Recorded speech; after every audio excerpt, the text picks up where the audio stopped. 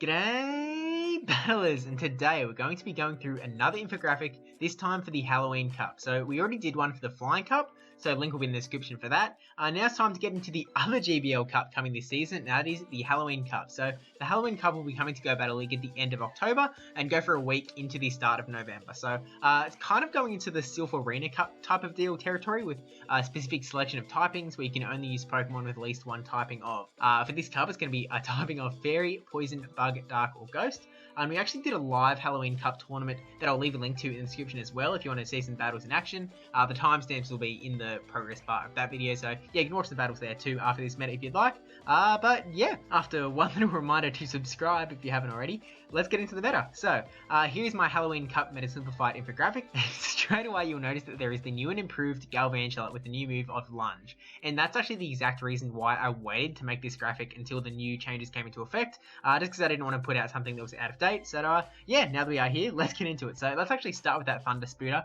Galvantula recently got Lunge, which it picked up as, it's kind of like a Bug Icy Wind clone, so it's going to debuff your opponent's attack by one stage every time you use it, so it's going to be really annoying to face, and Galvantula is a bit more of an attack weighted kind of guy, but I mean, I'm sure a lot of you have been seeing it in Go Battle League already, in the Great League. It can definitely be a little bit annoying, but as long as you've got counters to handle it, you can. So Galvantula is going to be beating Azumarill, which I'm telling you now is a really important thing to have under your belt for this cup, and it also generally beats the poison types over in the top right, the dark types in the bottom left, and then it's going to be losing to Firefang, Mawile in the bottom middle, and that can be both shadow or non-shadow. I'll talk about the shadow non-shadow thing more when we get to Mawile, and also Scissor over on the right hand side, and actually the reason there's no arrow between Galvantula and that Bug Steel group in the bottom right with the Scissors and Trash Wormadam is because it's a little bit back and forth. Galvantula loses to Trash Wormadam and then beats both sizes, only slightly beating the Shadow one, but it does beat them. So coming to the previous star, and still kind of the star of the Halloween Cup, Azumarill. And I guess Azumarill really is the meta-defining Pokemon in the Halloween Cup.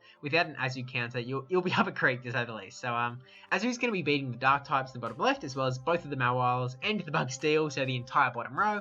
And then previous to Galvantula's entry into the Cup, its only counter was the Poison types in the top right, but now obviously there is also Galvantula to lend a hand. So I should also mention that Azumarill actually beats Golbat, which is why I've kind of put him off to the side. And actually, let's start talking about the poisons. So again, they were really way bigger before Galvantula kind of graced the Halloween Cup pools, but they're still important key players, with their main role being beating Azumarill still. And that is kind of all they do. Beedrill and Venusaur are going to be losing to the Steel Bugs, Firefang, Mawile, as well as Galvantula. And then as far as Umbreon and Zweilous are concerned, Venusaur beats Umbreon, but then loses to Zweilous, whereas Beedrill beats Zweilous, but loses to Umbreon. So, you know, it's a straight trade-off. One beats one, one beats the other. Although the Beedrill Umbreon one is a pretty close one, so it's not like a hard and fast. Definitely going to happen. A little bit of energy and it could totally flip. And then Golbat off to the side actually loses to both of the Dark types. So it does beat the other Poison types, the Venusaur and the Beedrill. So like it's kind of a side grade action going on with all the poisons. And then Golbat actually also beats both of the Mawile. So I guess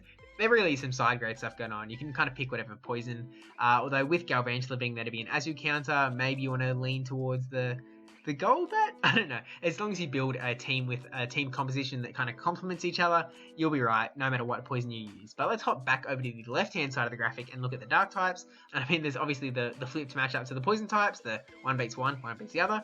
And then they're also losing to Galvantula with the bug damage coming through, and then also losing to Mawile and Azumarill. So they're beating the Bug Steels, and to be honest, the Dark types aren't really doing that good in the Halloween Cup. Like, I mean, what else they do is beat the Ghost types that aren't actually on this graphic. They are in the meta, like they're one of the big typings, but they just don't really do that much important stuff. So like between Azu and Galvantula, they just don't really have too much room to play around, I guess. They're not really countering too much stuff. Like you might have Frostlass come in and beat up the Poison types in the top right, but then they're going to get melted by Firefang, Mawile if the Dark types are there. Galvantula can still do some damage. It's just not fantastic for the Ghost types in this cup, so I'm not expecting to see too many of them around, especially seeing as this is in Go Battle League where you're only bringing in a team of 3. So it might be a bit of spice, but for the most part, you're not really going to see Ghost types, and so you probably won't want to be using the Dark types. So yeah, I'll move on to the Mawiles, and good news on that front actually, because you do not need Shadow Mawile. They both beat and lose to all of the exact same things on this infographic. So Shadow Maul generally seems to have better matchups, like, you know, number-wise on PvP Poke, but at the end of the day, it doesn't really matter as long as you're winning the things you're winning, that sort of deal. They're both beating Galvantula, the Steel Bugs, and also the Poison types, except for the Sneaky Golbat, and then also they're beating the Dark types. So they're kind of only losing to Azumarill, really, and Golbat, but long story short, look out for Firefang Mawile, because it can really just chomp through chunks of this meta. But then there's also the last group, the Steel Bugs.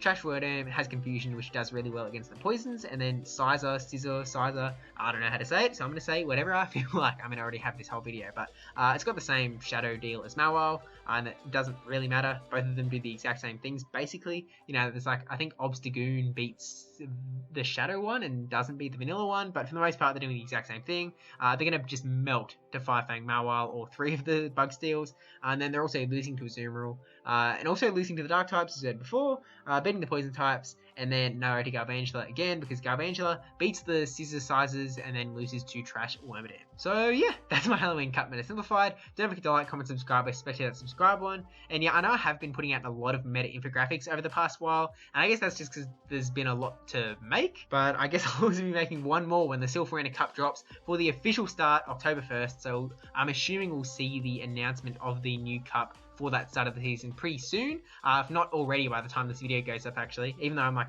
you know, I'm recording this not that long before it goes up, maybe like less than 8 hours, but you never know, Silph could drop it in that time span, so if it is there, expect another meta video very soon. So yeah, definitely subscribe for that one if you haven't already, and you can expect a lot more battle videos and meta analysis videos coming soon too, not just infographics. But yeah, thank you to our patrons, Let's Hunt 1458, brajSF, 10, not running new, and your Yahwertle SqeakyNL for supporting the channel. And I really do appreciate that, as well as Sadie Poo for the Twitch emote, and Oscalicious for the sub, and Raid44 Maze for the 5 gifted subs. And yeah, that's all I have to say, so I'll see you in the next video, which I'm going to make a prediction and say that's going to be the new Silph meta drop. But if not, then it'll probably be Circus Cup battle video. So yeah, haven't already done that. Also, Circus Cup Meta Simplified came out yesterday, I think. So yeah, have a good day, bye!